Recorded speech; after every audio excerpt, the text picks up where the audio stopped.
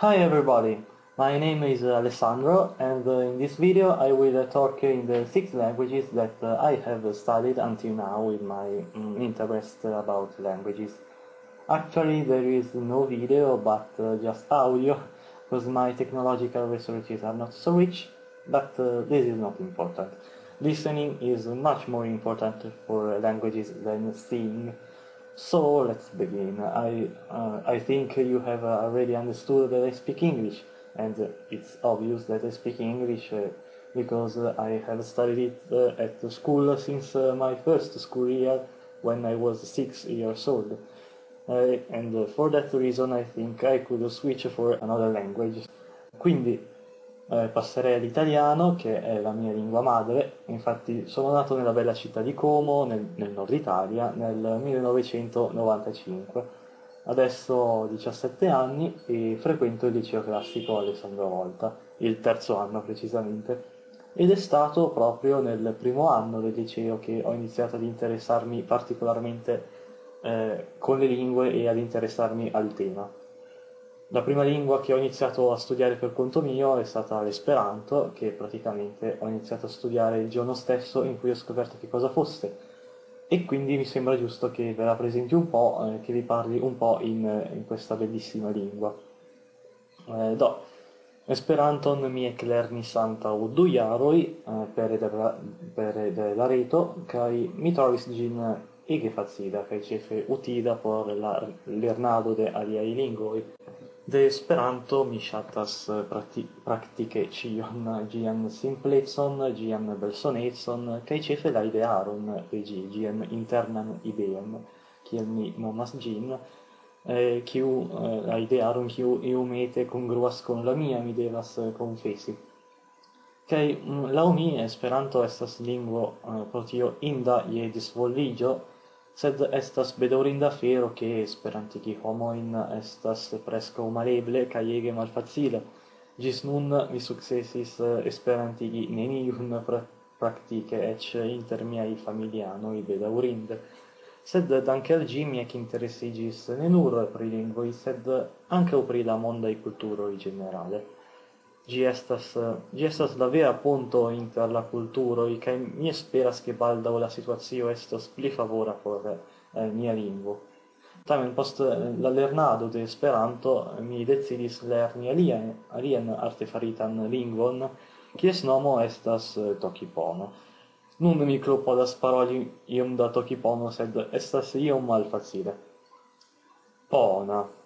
Tokipona li tokipona tan ni jan li wile toki e ona la ona ken kamasona e ona kete ken palili. Tempo suno luka tu lan sina ken kama sona pona e ona. Tasso mi wile toki e ni tokipona li yo e ni mi pi mutelili. Ni li wile toki e ni sina ken ala toki e io mute. Tanni la mi pilin e ni tokipona li pona ala tawa toki pi jan ali toki e pelanto li pona mute e tawa ni. Taso mi kamasona e toki li ni tan musi ona. Sina toki e ona la sina ken lukin e nasin ona. En mi pilin e ni nasin ona li pona. Tasso tempo ni la mi wile toki e toki ante. Toki ni li toki mossio.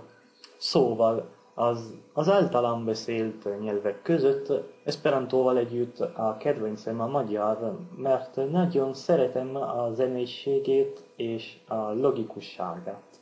Ez a nyelv nagyon nehéz, és talán pontosan ezért szeretem és megtanultam őt.